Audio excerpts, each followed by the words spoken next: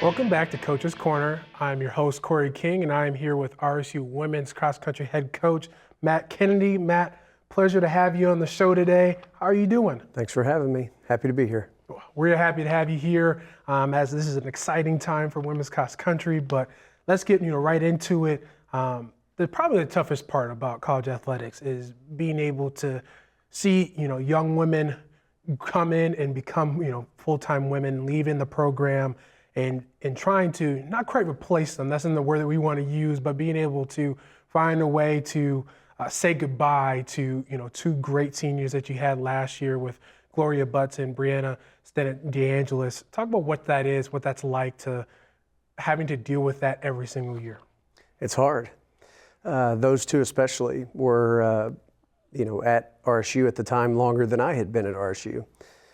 So they in more ways than I can describe, helped get the program where it is. Developed a lot.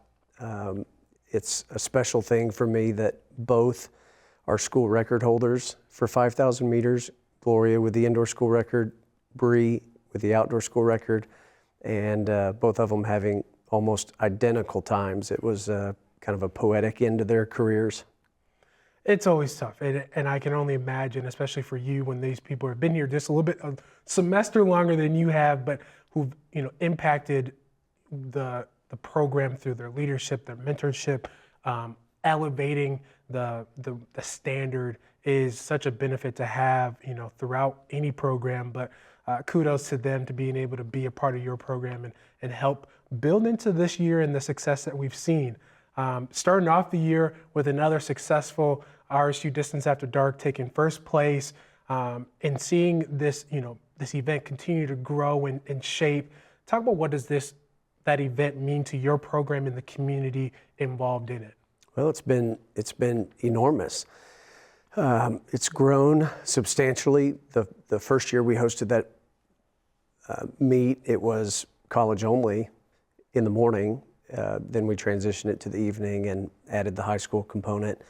And this year it was exceptional, both the collegiate race and the high school race, to the point that we were unfortunately having to turn high school teams away.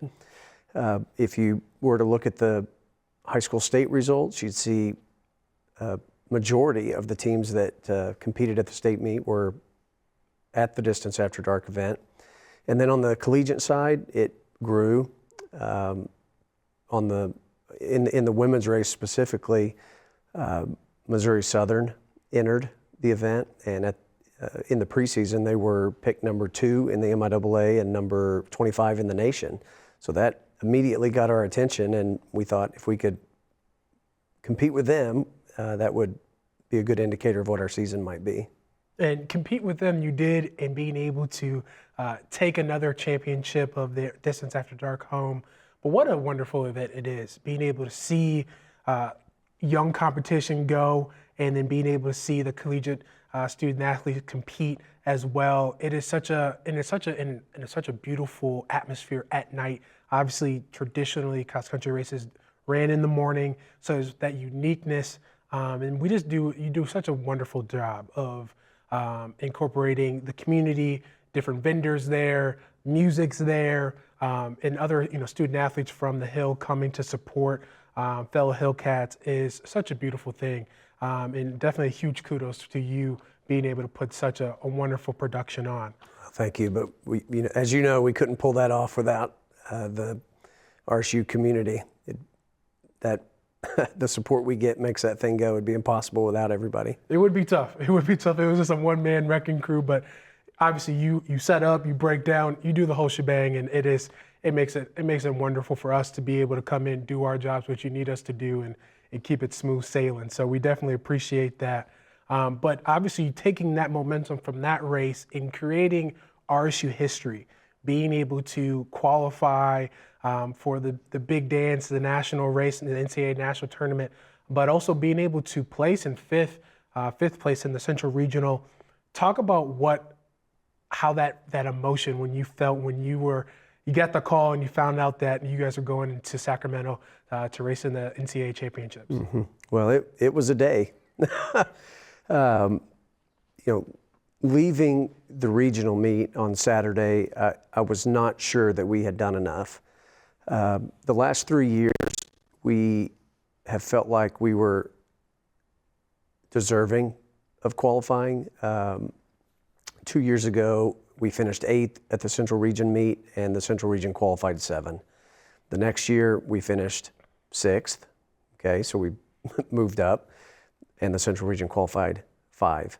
This year, we finished 5th, but got beat by a school that I felt like we needed to beat because of how qualifying works.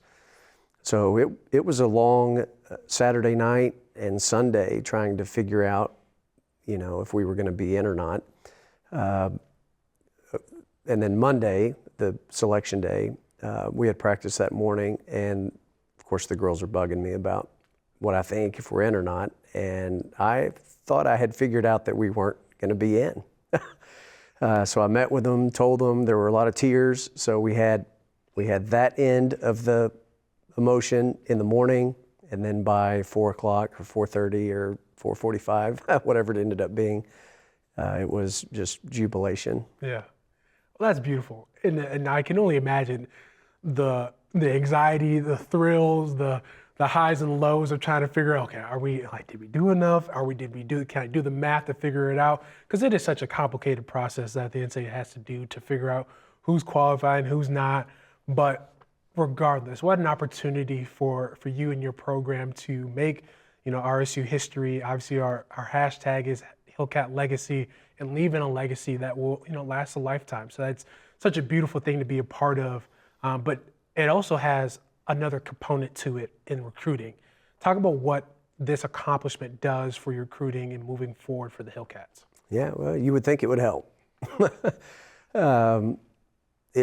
We're right in the middle of recruiting season, so that's an ongoing process. The challenge with, continuing to recruit, going all the way back to what Bree and Gloria helped do for this program, as we have elevated and as athletes that we have continued to improve and get better, well, then we need to recruit better student athletes. And so the pool shrinks.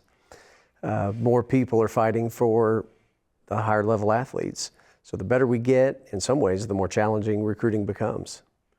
It is quite fickle being able to, navigate the thrills and the lows of recruiting, but being able to have the selection of that top end pool and being able to say, hey, we have created history. We've been at the big dance. We know what that feeling feels like, and we want you to be a part of it. Has to be a nice little selling point, a nice little cherry on top when you're talking about your program. And we're just so glad to be able to be a part of that story and part of what you've accomplished this year. But for another edition of Coach's Corner, for RSU women's cross country head coach Matt Kennedy, I'm your host Corey King. Thank you for watching.